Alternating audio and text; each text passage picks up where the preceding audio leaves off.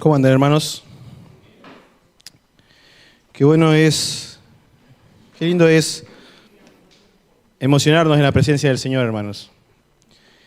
Y a veces hay momentos en los que tenemos que callar delante de Él y disfrutar de su presencia y disfrutar que nos hable. Me recuerda ahí el relato de la transfiguración, que Pedro enseguida saltó después de que vio a Jesús, a Elías y Moisés, a Jesús en su gloria, y enseguida saltó y dijo, bueno, vamos a hacer unas enramadas, vamos a tratar de ponernos cómodos para quedarnos acá, nos quedamos acá. Y esa voz del cielo, que era el Padre, dice, calla, a él, a mi hijo, tienen que escuchar. Y qué bueno saber de que Dios nos habla, hermanos.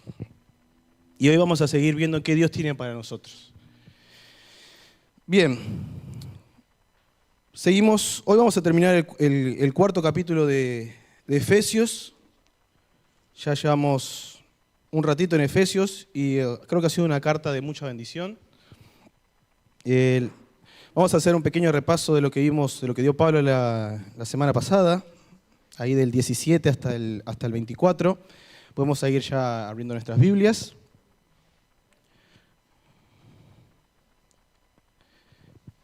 Leemos ahí del 17 al 24, Nueva vida en Cristo, tengo yo el título, dice, esto digo pues y afirmo, juntamente con el Señor, que ustedes ya no anden así como andan también los gentiles en la vanidad de su mente. Ellos tienen entenebrecido su entendimiento, están excluidos de la vida de Dios por causa de la ignorancia que hay en ellos, por la dureza de su corazón. Habiendo llegado a ser insensibles, se entregaron a la sensualidad para cometer con avidez toda clase de impurezas. Pero ustedes no han aprendido a Cristo de esta manera. Si en verdad lo oyeron y han sido enseñados en Él, conforme a la verdad que hay en Jesús, que en cuanto a la anterior manera de vivir, ustedes se despojen del viejo hombre que se corrompe según los deseos engañosos, y que sean renovados en el espíritu de su mente, y se vistan del nuevo hombre, el cual en la semejanza de Dios ha sido creado en la justicia y santidad de la verdad. Y el pasaje que vamos a estar estudiando hoy, a partir del 25 hasta el final del 4, dice, por tanto, dejando de un lado la falsedad, hablen verdad cada cual con su prójimo, porque somos miembros los unos de los otros. Enójense, pero no pequen. No se ponga el sol sobre su enojo, ni den oportunidad al diablo. El que roba, no robe más, sino más bien que trabaje haciendo con sus manos lo que es bueno, a fin de que tenga que compartir con el que tiene necesidad. No salga de la boca de ustedes ninguna palabra mala, sino solo la que sea buena para edificación, según la necesidad del momento, para que imparta gracia a los que escuchan. Y no entristezcan al Espíritu Santo de Dios, por el cual fueron sellados para el día de la redención. Se ha quitado de ustedes toda amargura, enojo, ira, gritos, insultos, así como toda malicia. Sean más bien amables unos con otros, misericordiosos, perdonándose unos a otros, así como también Dios los perdonó en Cristo. Vamos a orar. Señor, te damos gracias por este día. Te damos gracias porque tú eres bueno, Dios, y nos permites a todos nosotros poder acercarnos delante de tu trono, Señor, a través de Cristo, y poder entonar estos hermosos cánticos, Señor, y poder alabar y exaltar tu nombre, que es sobre todo nombre, Señor. Ahora te pido por el tiempo de tu palabra, Señor, que seas tú enseñándonos a todos el día de hoy, Señor, que tu Espíritu pueda hablar a nuestros corazones y pueda ser directo, Señor, y que nosotros podamos estar prestos a escuchar, prestos a aprender y también preparados para poder poner en obra lo que veamos el día de hoy, Señor. Gracias por todo, en el nombre de Jesús. Amén.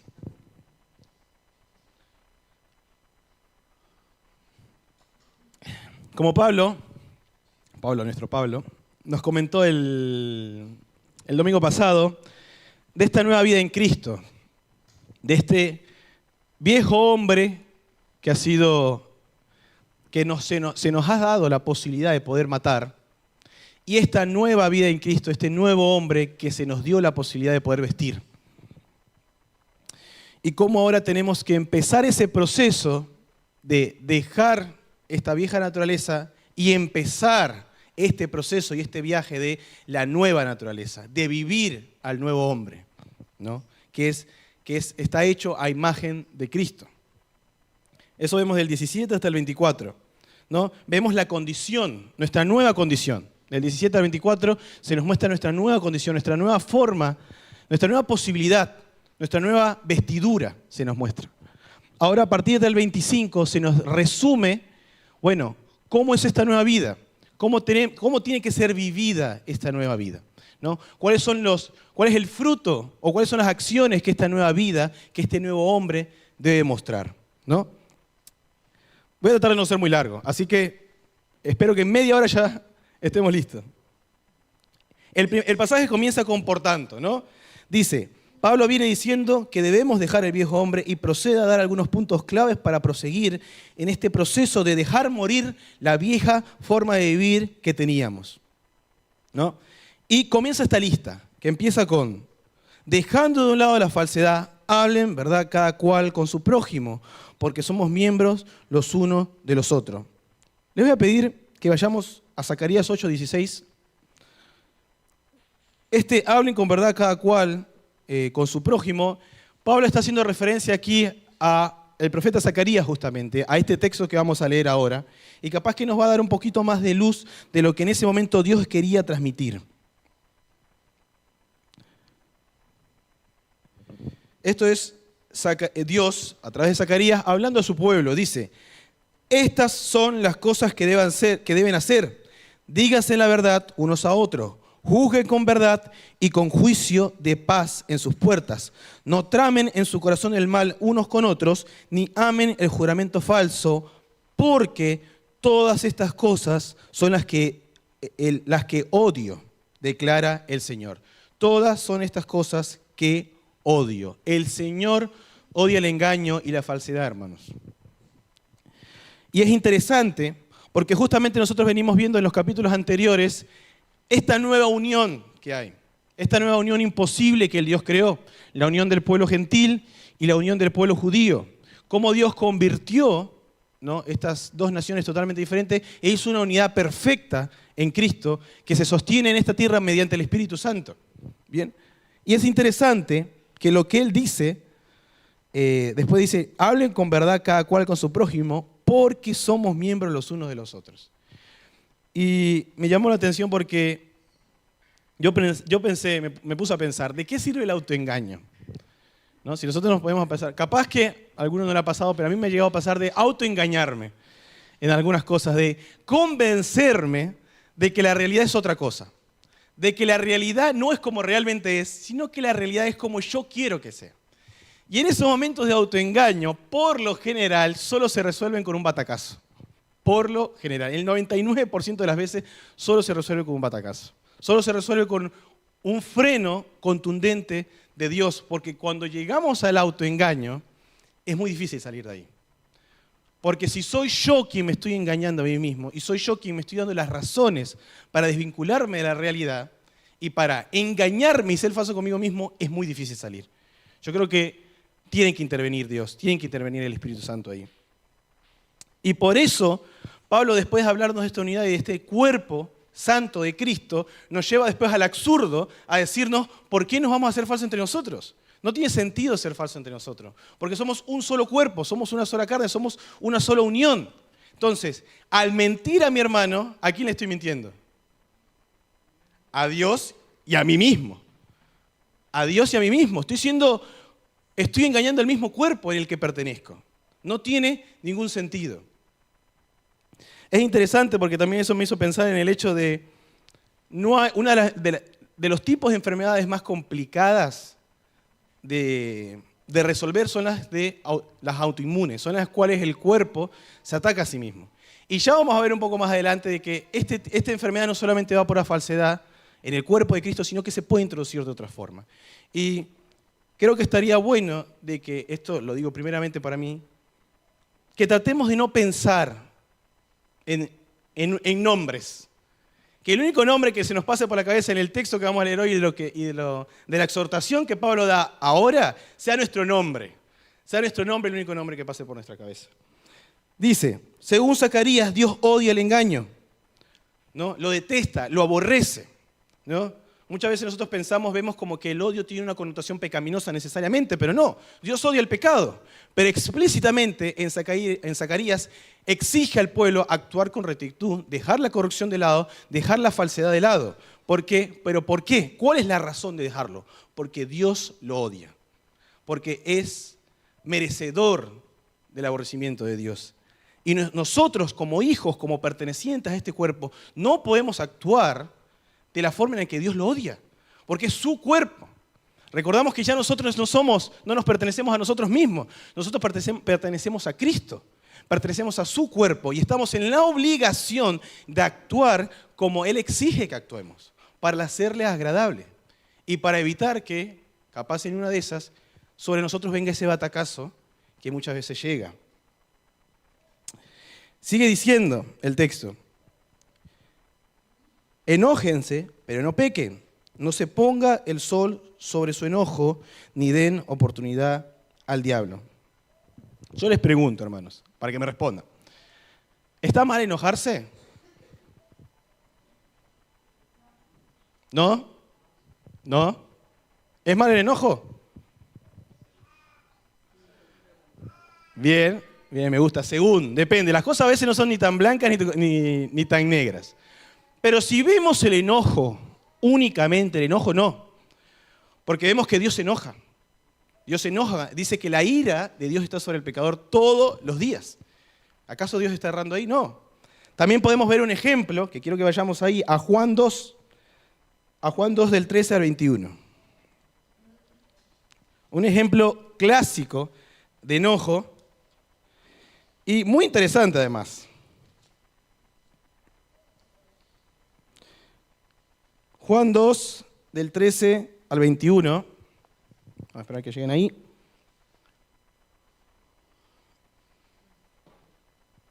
Dice: la Pascua de los judíos estaba cerca y Jesús subió a Jerusalén. En el templo encontró a los que vendían bueyes, ovejas y palomas, y a los que cambiaban dinero allí sentados. Y haciendo un látigo de cuerdas, echó a todos fuera del templo con las ovejas y los bueyes. Desparramó las monedas de los que cambiaban el dinero y volcó las mesas. A los que vendían palomas les dijo: quiten esto de aquí, no hagan de la casa de mi padre una casa de comercio.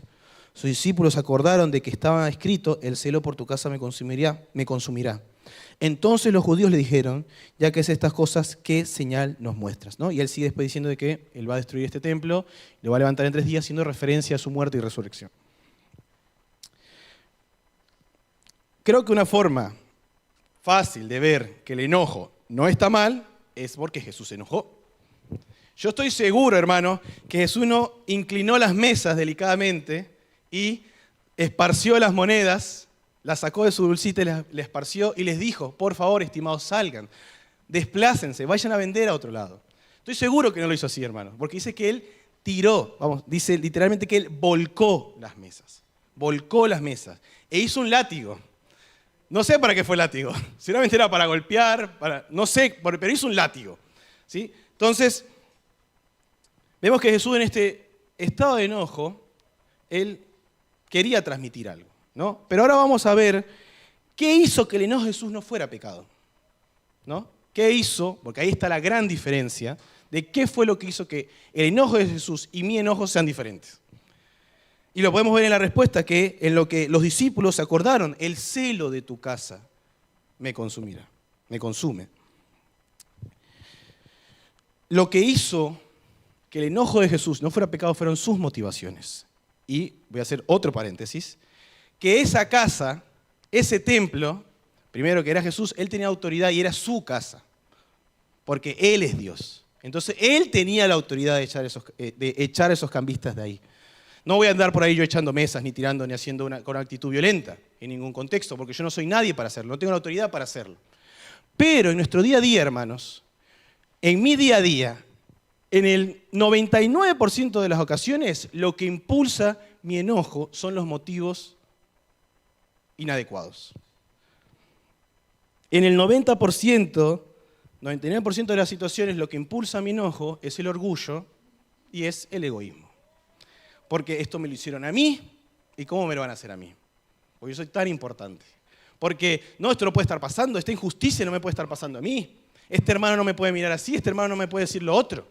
Y ya ahí empieza un ciclo de enojo, un ciclo contra el mismo cuerpo del Señor, incluso con personas de afuera. Pero en este momento es interesante porque yo siento que Pablo se está enfocando en el cuerpo, en la iglesia. ¿Sí? Obviamente que está mal que nos enojemos y que tengamos actitudes violentas con la gente de afuera, obviamente, eso está totalmente claro. Pero en este caso, Pablo está hablando específicamente de la familia de la fe. Y él dice, no se ponga el sol sobre vuestro enojo, volviendo ahí a Efesios, y dice, ni den oportunidad al diablo. Me llama mucho ese ni den oportunidad al diablo. Yo les pregunto, también para que me respondan, ¿el diablo tiene cabida en el cuerpo de Cristo? ¿Tiene cabida en el cuerpo de Cristo el diablo? No debería, está dudoso eso. ¿Cómo que no debería? No, no tiene. No tiene lugar.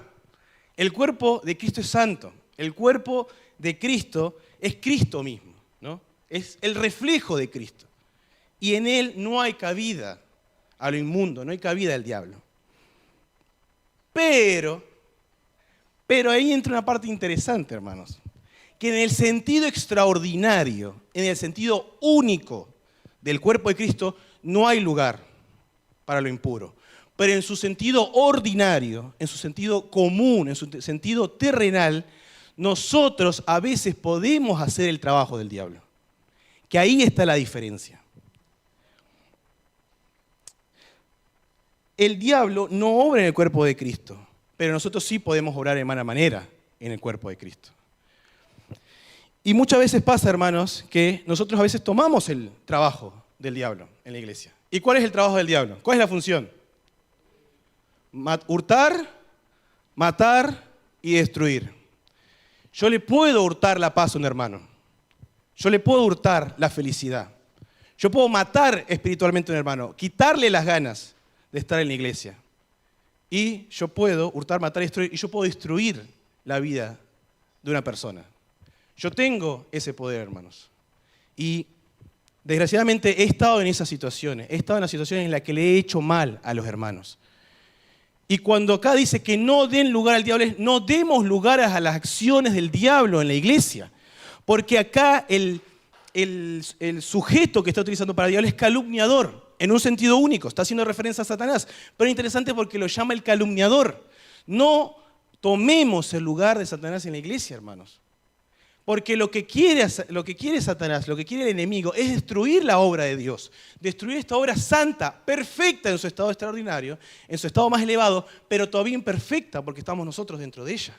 Va a llegar un momento donde esas dos versiones, dos posiciones de la iglesia, esa iglesia santa y perfecta y esta iglesia que está en camino a eso, va a llegar a ser un día una sola cosa.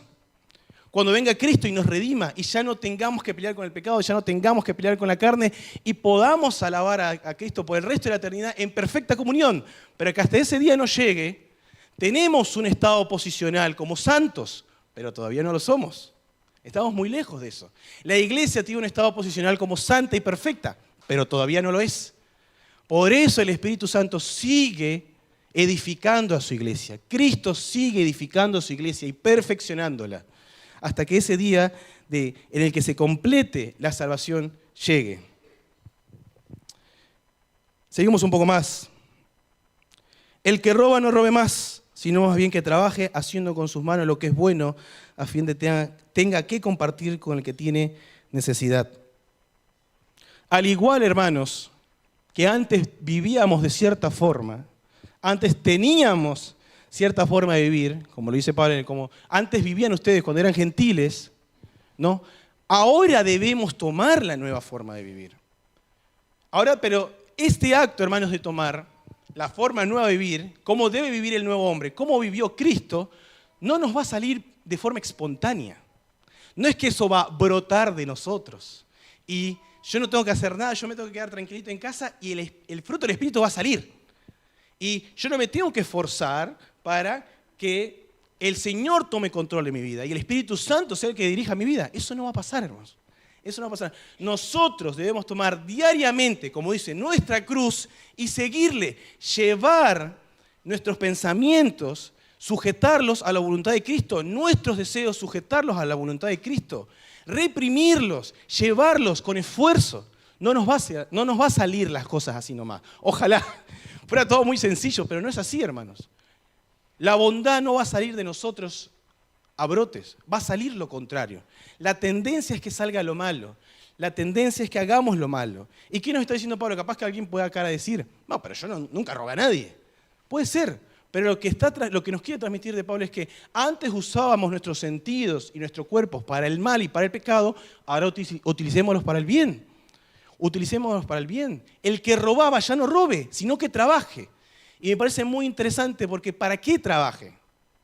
¿Qué dice ahí el texto para qué esa persona tiene que trabajar?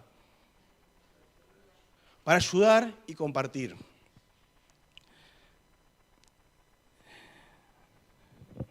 Nosotros debemos trabajar, hermanos, no de forma literal en el sentido de trabajar necesariamente en un trabajo común y corriente, sino que nuestra vida debe estar abocada al servicio. Nuestro objetivo tiene que ser servir. Porque si el objetivo de Cristo fue el servicio, yo no puedo ser más que mi Señor. Eso me llamó mucho la atención. Una vez que Permillo dijo, lo fueron a presentar, él iba a dar una charla, y lo fueron a presentar. Tiene unos tantos títulos, algunos títulos tiene nuestro hermano, y él dice, cualquiera que se haga llamar más que siervo, se está haciendo llamar más que su Señor. Entonces, ¿a dónde está enfocada mi prioridad? Está enfocada, ¿cuáles son nuestras motivaciones? Habíamos visto que el enojo tiene sus motivaciones, pero hermanos, todo lo que nosotros hagamos en esta vida tiene motivaciones, todo. Tiene ciertas motivaciones. Yo todas las mañanas me levanto porque hay que trabajar, porque hay que estudiar, porque hay que limpiar la casa. ¿Y cuál es mi motivación? Porque, bueno, primero no puedo vivir del aire, tengo que comer, necesito dinero. ¿Qué me está motivando? Las necesidades físicas, elementales y básicas que todos tenemos. Pero el cristiano, el Hijo de Dios, no solo tiene las necesidades básicas que tienen todos. Él debería tener, yo debería tener las necesidades que Jesús tuvo. Las necesidades que mi Señor tiene. Y yo quisiera, y yo debería querer, como parte de su cuerpo, querer trabajar para ese cuerpo. Porque de nada le sirve al páncreas trabajar para él solo, o al hígado para él solo. Él trabaja para todo su sistema. Él está envuelto en todo su sistema. Y si el hígado falta, se apaga el sistema. Si el corazón falta, se apaga el sistema, se cae. Pero él no está trabajando solo para él. Es trabajando para que todo el organismo siga andando, para que todo el cuerpo funcione de forma adecuada. Entonces, ¿cuál es mi motivación a la hora de trabajar? ¿Cuál es mi motivación a la hora de conseguir dinero? ¿Cuál es mi motivación a la hora de que yo tengo algo y qué es lo primero que pienso con eso? Y como les dije, hermanos, lo que va a salir a priori va a ser el egoísmo. Esto es mío, yo me lo gané. Yo pensaba, cuando hay una inversión, cuando alguien con mucho dinero invierte una cantidad de dinero particular, bastante alta, en un negocio, dependiendo de cuánta esa persona, ese inversor invierta, va a ser el porcentaje del cual ese negocio va a ser de esa persona. Capaz que yo hago torta de fiambre y tengo un negocio y alguien viene e invierte $200.000 y ahí es algo terrible. Igual, ¿cómo? Voy a hacer las mejores tortas, puedo hacer las mejores tortas del mundo, pero ese negocio que antes valía $10, ahora vale $200.000 que no son míos. Esa inversión no es mía y las ganancias proporcionales van a ser del inversor. Es lo mismo con Jesús. La diferencia es que yo no tenía nada que dar. Él invirtió todo. Él dio toda la inversión y toda la ganancia tiene que ser para Él. Y si yo tomo de algo de su ganancia, por decirlo así, ¿cómo se llama eso? Robar. Y entra perfecto porque el versículo dice, no robarás. Hermanos, a veces le podemos robar a Dios. Porque todo es de Él. ¿Cómo le robamos a Dios? Cuando los recursos y la inversión que Él nos dio, que no fue poca, sino fue la sangre de Cristo, nosotros lo desperdiciamos y lo utilizamos con motivos egoístas y orgullosos. Ahí estamos robando. Y no le estamos robando a un hombre, le estamos robando a Dios mismo. A Dios mismo. Ahí tenemos el caso de Ananías y Zafira. Vemos en Hechos el comienzo de expandir del cristianismo. Es muy interesante Hechos, hermano. Estaban todos vendiendo sus propiedades y dando todo el dinero al ministerio para que se expandiera. Era una locura. Y vinieron Ananías y Zafira y dijeron, bueno, vamos a vender esto, nuestra tierra, pero vamos a dar la mitad. Pero digamos que es todo, que fue todo lo que valió. ¿Y qué es lo que le dice Pedro? ¿Acaso no era tuya la propiedad? ¿No podías dar la mitad y decir, doy la mitad? Y ya está, no pasaba nada. Pero ¿cuál fue el problema? La mentira, que tiene que ver mucho con lo que vimos al principio, con la falsedad, con el no ser genuinos. Y al mentir al Espíritu Santo, a robarle a Dios, cayeron muertos instantáneamente. Gracias a Dios, Dios no actúa así ahora, porque si no, hace rato ya estaría en el horno ya. Pero hermanos, no le robemos a Dios. No le robemos de su inversión. Porque recuerden, hermanos, y debo recordar yo todos los días que nada me pertenece, que yo no tengo nada que darle a Dios. Yo era un inválido que no sabía nada que hacer. Él me dio todo. Él pone en nosotros el hacer como el sentir. Por medio de su Espíritu Santo, Él nos da la posibilidad de obrar en bien. Lo bueno que yo hago, si lo hago por mis propios motivos egoístas, es un trapo de inmundicia para Dios. No tiene ningún sentido, no le sirve para nada. Solo lo que yo hago bajo su voluntad, bajo los motivos adecuados, que son agradar a mi Padre, ahí eso agrada a Dios. Aunque salga imperfecto. Porque es otra cosa, hermanos. No hay forma de que nosotros no manchemos un poco la obra de Dios cuando la hacemos. Porque somos imperfectos. Siempre algo de orgullo va a haber, siempre algo de que me miren. Sí, es muy difícil aplacarnos a nosotros totalmente, menguarnos a nosotros totalmente para que sea el Señor el que brille totalmente. Es difícil. No imposible, pero es muy difícil. Es muy difícil. Entonces, tengamos cuidado. Tengamos cuidado a la hora de ser genuinos con nuestros hermanos, de no engañarnos, de no mentir, de no hacer las cosas con segundas intenciones, de no aparentar querer mucho al hermano, pero después cuando estoy en casa le doy con una vara. Tratemos de tener cuidado cómo controlamos nuestras emociones, cómo controlamos nuestro enojo. Y tengamos cuidado de no robarle a Dios, porque no es poca cosa. Seguimos. Dice, no salga de la boca de ustedes ninguna palabra mala, sino solo la que sea buena para edificación según la necesidad del momento, para que imparta gracia a los que escuchan. Acá estamos todos en el horno con esto. No salga ninguna palabra. Es muy categórico, Pablo. Muy categórico. Ninguna palabra que no sea para edificación e impartir gracia a los que nos escuchan. Eso sería a todas las personas. Los que están dentro de la iglesia y los que están fuera de la iglesia. Y como dijimos hace un poco, hermanos, la lengua, nuestra hablar, tiene mucho poder. Tiene mucho poder. Con nuestro hablar, con nuestro mismo instrumento, con esta misma boca, yo puedo bendecir a alguien de forma extraordinaria, pero también la puedo arruinar. Le puedo quitar las ganas de vivir. La lengua tiene mucho poder. Ahí la palabra que utiliza, que no salga de ustedes, de la boca de ustedes, ninguna palabra mala, es podrido. Algo que no sirve, algo que apesta. Algo que cuando lo traes, no es que no suma ni resta, resta todo el tiempo. Entonces, tengamos cuidado cuáles son nuestras palabras, cuáles son nuestras conversaciones con nuestros hermanos. ¿Estamos edificando con lo que decimos? ¿Pensamos dos veces? A mí, yo soy una persona que me recuesta pensar dos veces antes de hablar. Estoy pensando 3 veces antes de hablar lo que voy a decir, si edifica o no edifica, si va a traer algo bueno a la vida de la otra persona que lo está escuchando. Entonces, seamos buenos arquitectos con nuestras palabras, hermano. Ahí la palabra que utiliza dice, sino que solo que sea de buena para edificación es arquitectura, es la palabra para arquitectura. Seamos buenos constructores con lo que decimos. Edifiquemos la vida de nuestros hermanos. Seamos de bendición para la iglesia. Y el 30 dice, y no entristezcan al Espíritu Santo de Dios por el cual fueron sellados para el día de la redención. Pregunta interesante, ¿tenemos la posibilidad de cambiar el estado de ánimo de Dios?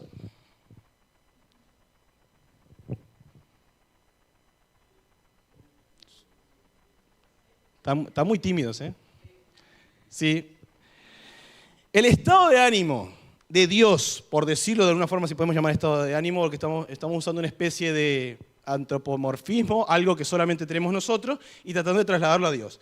Pero Dios, en toda su escritura, muestra que Él siente, es una persona que siente, que tiene sentimientos, seguramente millones de veces más complejos que nosotros, pero los tiene. El estado de ánimo interno de la Trinidad, el disfrute interno de la Trinidad, eso no lo puede cambiar nadie, porque Dios es autosuficiente, no depende de nadie. Pero en mi relación con Dios, yo puedo entristecer a Dios. En la relación que Dios tiene con el ser humano, el hombre puede entristecer a Dios. Ahí tenemos Génesis 6. Dice, me arrepiento. Es un sentimiento lo que está mostrando ahí, de haber creado al hombre. El hombre me defraudó. Y acá está diciendo, no contristemos. En otras versiones dice, no entristezcamos al Espíritu Santo, que es Dios mismo. La tercera persona de la Trinidad, Dios mismo. No lo entristezcamos.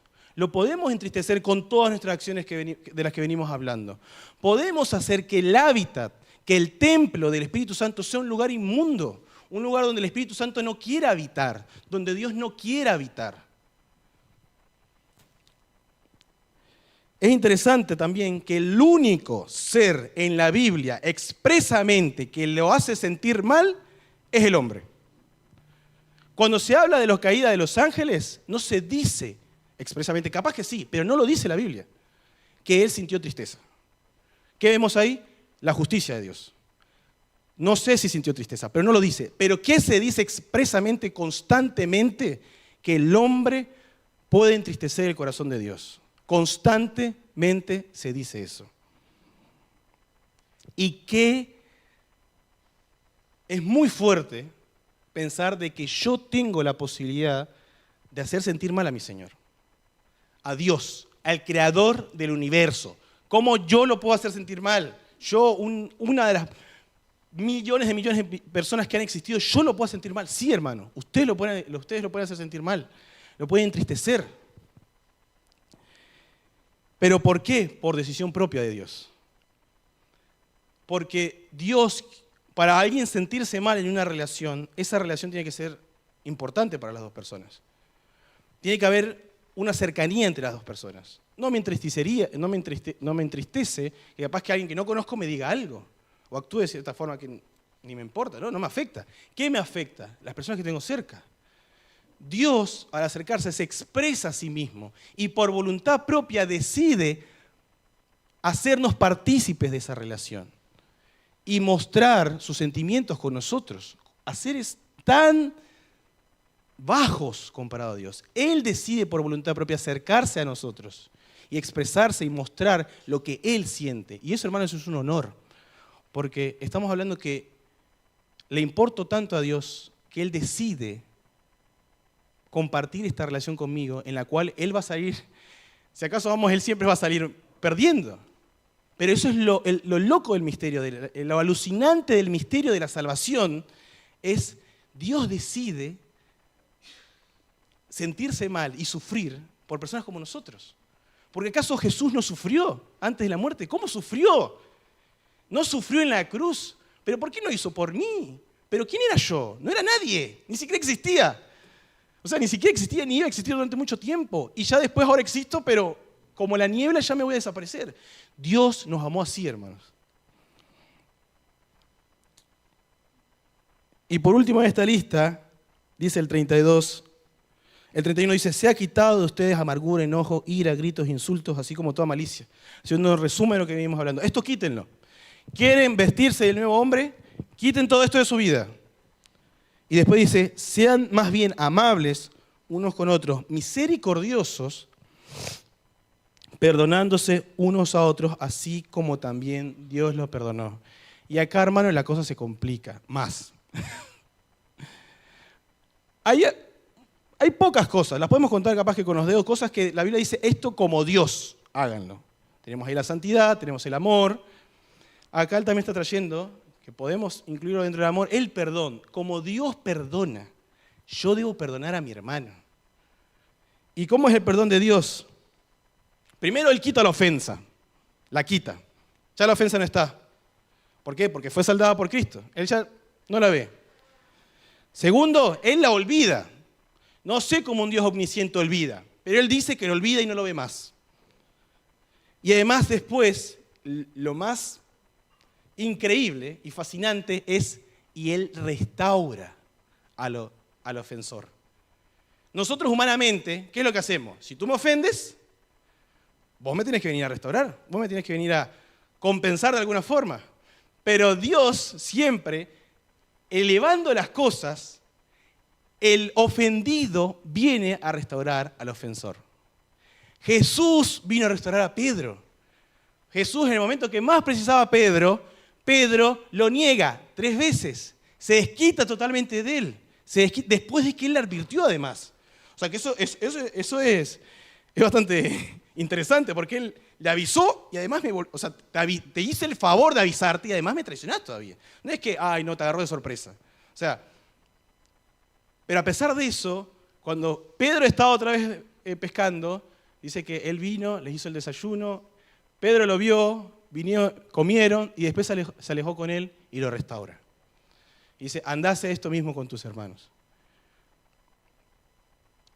Dios está muy por encima, Jesús está muy por encima de nosotros en todos los aspectos, hermanos. Pero por algo Él nos dice, así como yo los perdoné, perdónense. Y eso implica que debo quitar la ofensa la ofensa ya no existe, la que me hizo mi hermano, debo olvidarla, ya ni me pasa por la cabeza, y si es necesario, debo yo ir a restaurar a mi hermano. El Señor pone la vara muy alta, hermanos, muy alta. Y ahora ustedes capaz que me podrían preguntar, que yo también me lo pregunto, ¿cómo rayos hago esto? ¿Cómo hago todo esto? ¿De dónde saco los recursos para hacer todo esto que el Señor está diciendo acá? ¿Dónde saco los recursos para hablar siempre verdad? ¿Dónde saco los recursos para enojarme sin pecar? Para tratar con misericordia al hermano, para no robarle a Dios, para que todos mis sentidos estén abocados a la obra de Dios. ¿Cómo hago para que siempre mis palabras sean de edificación? ¿Cómo voy a hacer para no entristecer y constrictar al Espíritu Santo? ¿Cómo voy a hacer para perdonar a mi hermano como Dios me perdona a mí? Y la respuesta de eso, hermano, está, quiero que vayamos rápidamente allá a Colosenses 3, algunas páginas. Ya estamos terminando.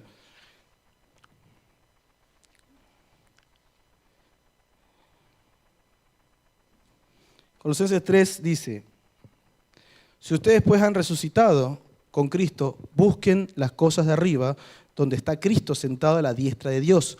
Pongan la mira en las cosas de arriba y no en las de la tierra, porque ustedes han muerto y su vida está escondida con Cristo en Dios.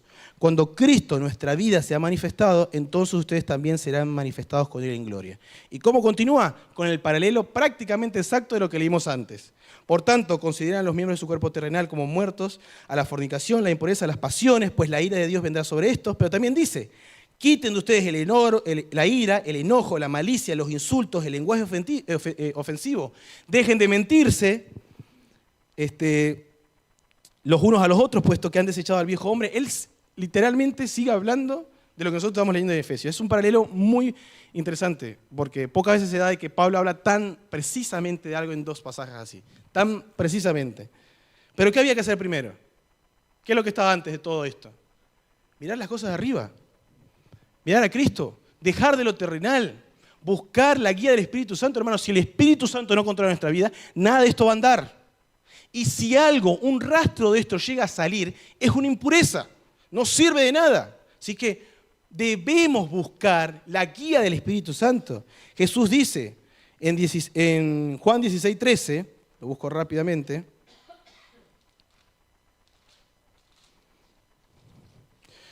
Juan 16:13 dice, pero cuando Él, haciendo referencia al Espíritu Santo, el Espíritu de verdad venga, los guiará a toda verdad. Dice, los guiará a toda verdad porque no hablará por su propia cuenta, sino que hablará todo lo que oiga y les hará saber. Si el Espíritu Santo, hermanos, no controla nuestra vida y nosotros seguimos sumergidos con nuestra vista acá en lo de esta tierra, en las riquezas de esta tierra, en los placeres de este mundo, no vamos a poder hacer nada de lo que Pablo y Dios nos está diciendo. Nada va a salir de ahí. Y eso va a traer como consecuencia que terminamos hiriendo y afectando la obra del Señor. Yo puedo hacerle mal a la obra de Dios, y lo he hecho. Puedo hacerlo mal. ¿Pero por qué lo hago mal? Porque no es el Espíritu Santo de Dios el que me está guiando. Dejemos de mirar lo terrenal y enfoquémonos en Cristo. Enfoquémonos en lo que Él quiere para nosotros y dejemos de lado lo que yo quiero para mi vida. Porque no somos nadie, hermanos.